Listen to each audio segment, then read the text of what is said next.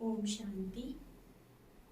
राजयोग आज के आधुनिक जीवन की परम आवश्यकता है, क्योंकि हर मानव आज तनाव से ग्रसित है और वो अपने जीवन में सुख शांति की अनुभूति करना चाहता है। इसके लिए जब भौतिक पदार्थों से उसे ये सच्ची शांति प्राप्त नहीं होती, तो वो आध्यात्मिकता की राह ढूंढता है और योग को अपना साधना को ही अपना सच्चा आधार शांति का मानता है। परंतु योग क्या है, कैसे लगाना है, किससे लगाना है, राजयोग के विषय में अगर हम अच्छी रीति से जान लें तो हमारे जीवन की वर्तमान जीवन की सभी समस्याएं दूर हो जाएंगी और केवल वर्तमान ही नहीं, भविष्य 21 जन्मों तक के लिए हमें सच्ची सुख शांति की गारंटी मिल जाएगी। राजयोग वास्तव में योगों का राजा भी कहा जाता है और राजयोग को राजयोग इसलिए भी कहा जाता है क्योंकि यह योग हमें राजाओं का राजा बनाता है।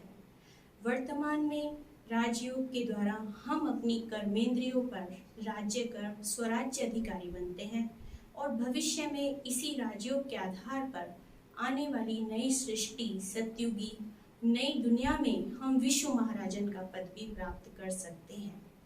राजयोग में योग शब्द का अर्थ है जोड़, संबंध अथवा मिलन। परंतु योग तो हमारा किसी वस्तु, वैभव या व्यक्ति से होता ही है। जिसको भी हम याद कर रहे हैं उस समय हमारा उसी के साथ योग होता है। परंतु जब हम अपने को आत्मनिश्चय कर परमात्मा को याद करते हैं, अर्थात आत्मा का मिलन जब परमात्मा से होता है, तब उसको राजयोग कहा जाता है। राजयोग से हमें परमात्मा की सर्व शक्तियाँ स्वयं में हम अपने अंदर समाने का अनुभव करते हैं, अपने जीवन में प्राप्त करने लगते हैं। जिस प्रकार से कोई भी मोबाइल में बैटरी होती है, उसमें बहुत सारे मोबाइल में फंक्शन होते हैं। उन फंक्शंस को यूज़ करने के लिए हमें उसकी बैटरी को चार्ज करना होगा। अगर बैटरी चार्ज नहीं है तो कितना भी मल्टीपर्पज़ और अच्छी क्वालिटी का मोबाइल हमारे पास होगा, लेकिन हम उसका सही प्रयोग सही समय पर कर नहीं सकेंगे। इसी प्रकार से हर एक मनुष्य आत्मा के अंदर बहुत सारे गुण और कलाओं का समावेश होता है, परंतु अगर उसकी आंतरिक शक्तियाँ, मन की शक्तियाँ कमज़ोर हो जाती हैं, मन उसका कमज़ोर हो जाता है, छोटी छोटी बात पे डिस्टर्ब होने लगता है, किसी भी बात को लेकर बहुत समय तक उदास बना रहता है, तो मनुष्य भी अपनी कलाओं, अपने गुणों, अपनी योग्यताओं का सही समय पर सही प्रदर्शन नहीं कर पाता और जीवन में सफलता प्राप्त नहीं कर पाता। इसके लिए हमें राजयोग की परम आवश्यकता है, जिससे हम अपने मन को हर परिस्थिति में स्थिर रख सकते हैं, अपने जीवन में 7 गुण और अष्ट शक्तियों की प्राप्ति कर सकते हैं। राजयोग का आधार और विधि क्या है, ये हम आज आपको बताएंगे। किसी भी कार्य को करने के लिए उसका कुछ आधार होता है।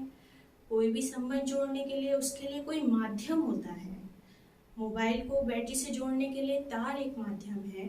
किसी वस्तु को दूसरी वस्तु से जोड़ने के लिए किसी गम या फेविकोल को हम यूज़ करते हैं।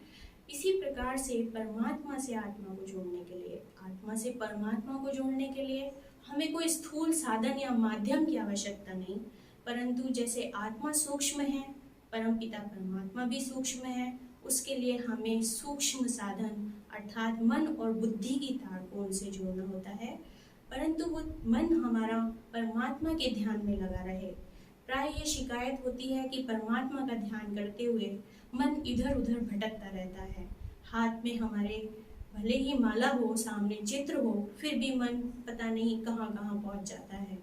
इसके लिए हम अगर अपने जीवन में इन 4 बातों को अपना आधार बनाएंगे तो ये योगी जीवन के लिए आधार स्तंभ का कार्य करेंगी और हमारा मन परमात्मा के ध्यान में एकाग्र हो जाएगा।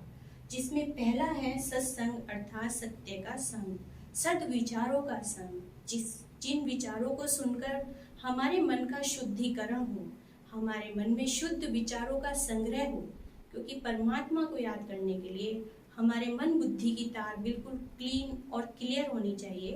तो जितना ही शुद्ध विचारों का संग्रह हम अपने मन में करेंगे, वही हमें योग में बैठकर परमात्मा को याद करने में मदद करेंगे। वही विचार प्रतिदिन हम 1 घंटा परमात्मा के ही श्रेष्ठ महावाक्य जिनको मुरली कहा जाता है उस सत्संग को रोज सुनेंगे तो हमारा मन धीरे धीरे योग में एकाग्र होने लगेगा।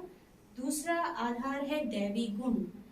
कहा जाता है जितनी ही समानता उतनी ही समीपता।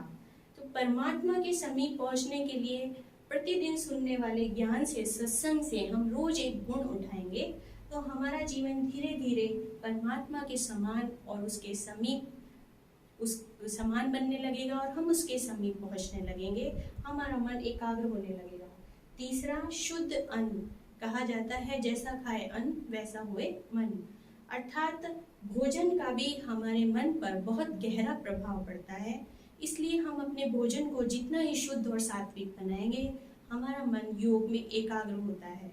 सात्विक भोजन अर्थात जिस भोजन को परमात्मा की याद में रहकर सात्विक पदार्थों से स्नान आदि करके और परमात्मा की ही याद में रहकर बनाया जाए और उसको भोग लगाकर स्वीकार किया जाए, वह भोजन शुद्ध और सात्विक होता है। उससे हमारे मन पर बहुत गहरा प्रभाव पड़ता है जिससे हमारा मन योग में एकाग्र होने लगता है। और चौथा स्तंभ है ब्रह्मचर्य यानी पवित्रता।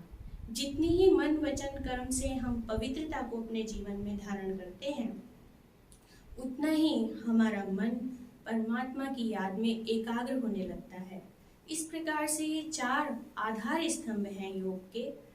और योग की विधि क्या है? परमात्मा को याद करना ही वास्तव में योग है। किसी को भी याद करने के लिए हमें उसका परिचय चाहिए, उससे हमारा संबंध हो और जितना गहरा दिल का स्नेह हो हमें उसकी याद स्वतः ही बनी रहती है। और अगर उससे हमें कोई और विशेष प्राप्ति होने वाली हो तब तो हमें उसकी याद भुलाए भी भूलती नहीं। इसी प्रकार से हम परमात्मा को जाने, उसका परिचय हमने जाना, मैं आत्मा हूँ, वो मुझे आत्मा के परम पिता परमात्मा शिव बाबा हैं। हमने उनका परिचय जाना, उनका नाम, उनका स्थान, उनका रूप भी हमने जान लिया।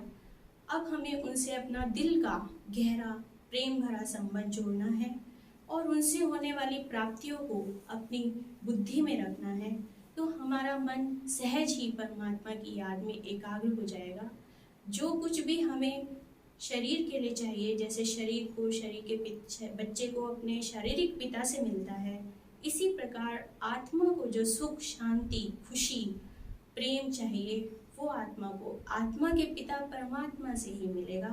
परमात्मा को याद करना ही योग है, उनसे अपने मन की हर बात करना ही योग है, उनसे मिलन मनाना, उनको अपने साथ अनुभव करना।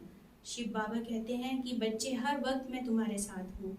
तो जितना हो सके चलते फिरते कर्म करते भी हम ये महसूस करें कि शिव बाबा मेरे साथ हैं और कुछ वक्त निकाल कर बैठ कर भी हम प्रतिदिन उनसे बातें करें, अभ्यास करें।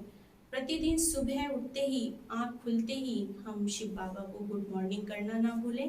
तभी हमारी मॉर्निंग गुड मॉर्निंग होगी जब हम गॉड के साथ प्रारंभ करेंगे। डे गुड डे हो जाएगा और रात्रि को हम शुभ रात्रि, गुड नाइट कहना ना भूलें। प्यारे बाबा को हम याद करें। रात को सोने से पहले अपने सारे दिन की दिनचर्या शिव बाबा को सुनाकर, अपने दोस्त के रूप में, अपनी माँ के रूप में बाबा को सुनाकर हम बिल्कुल हल्के हो जाएं और बाबा को गुड नाइट कह करके सो जाएं। और सवेरे जैसे ही आँख खुले तो बाबा को गुड मॉर्निंग करें। हो सके तो ब्रह्म मुहूर्त के समय कुछ देर बैठकर शिव बाबा से बातें करें और उनसे प्राप्त होने वाली गुण और शक्तियों का अपने जीवन में अनुभव करें कि शिव बाबा मेरा श्रृंगार कर रहे हैं, मुझे गुण और शक्तियों से भरपूर कर रहे हैं। इस प्रकार से हम सहज रूप में बाबा को याद करते करते राजयोगी जीवन का अपने जीवन में अनुभव करें। ओम शांति।